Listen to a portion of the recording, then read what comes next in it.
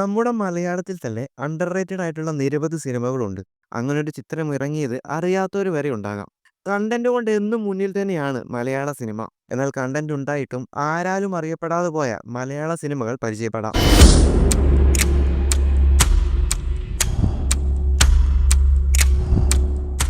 Rajin S Babu രചനയും സംവിധാനവും നിർവഹിച്ച് 2023 പുറത്തിറങ്ങിയ ഒരു മലയാളം ഫാന്റസി ത്രില്ലർ ചിത്രമാണ് പെൻഡുലം.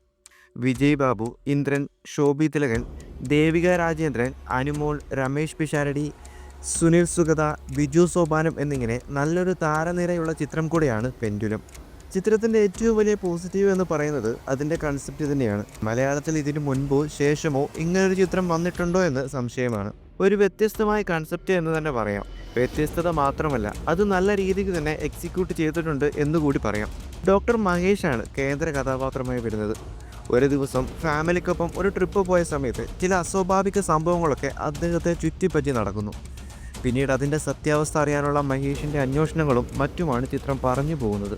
ചിത്രത്തിൻ്റെ മറ്റൊരു കാര്യം എന്നാൽ കൂടുതലായിട്ട് കഥയിലേക്ക് വന്നാൽ അത് ആസ്വാദനത്തെ ബാധിക്കും.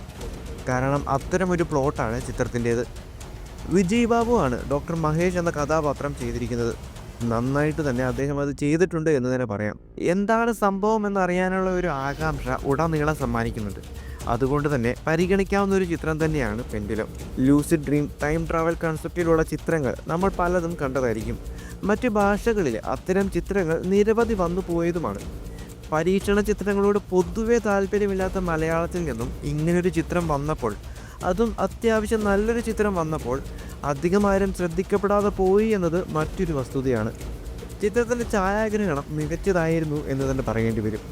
ചെറിയൊരു ബഡ്ജറ്റിൽ നിന്നുകൊണ്ട് തന്നെ അത്യാവശ്യം നല്ല ക്വാളിറ്റിയുള്ള ചിത്രം തന്നെയാണ് സംവിധായകൻ ഒരുക്കി വെച്ചിരിക്കുന്നത്.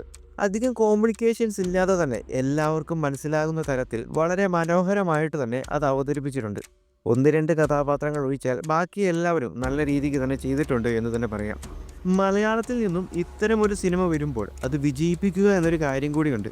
കാരണം ഇത്തരം കഥകൾ വീണ്ടും എഴുതാൻ ധൈര്യം കിട്ടണമെങ്കിൽ അതേ വഴിയുള്ളൂ. നല്ല സിനിമകളാണെങ്കിലുള്ള കാര്യമാണ് പറയുന്നത്. മലയാള സിനിമയിൽ ഇനിയും ഇതുപോലെ അണ്ടർ റേറ്റഡ് ആയി കിടക്കുന്ന നിരവധി ചിത്രങ്ങളുണ്ട്. അവ പരിചയപ്പെടാം സിനി ലോഞ്ചിലൂടെ.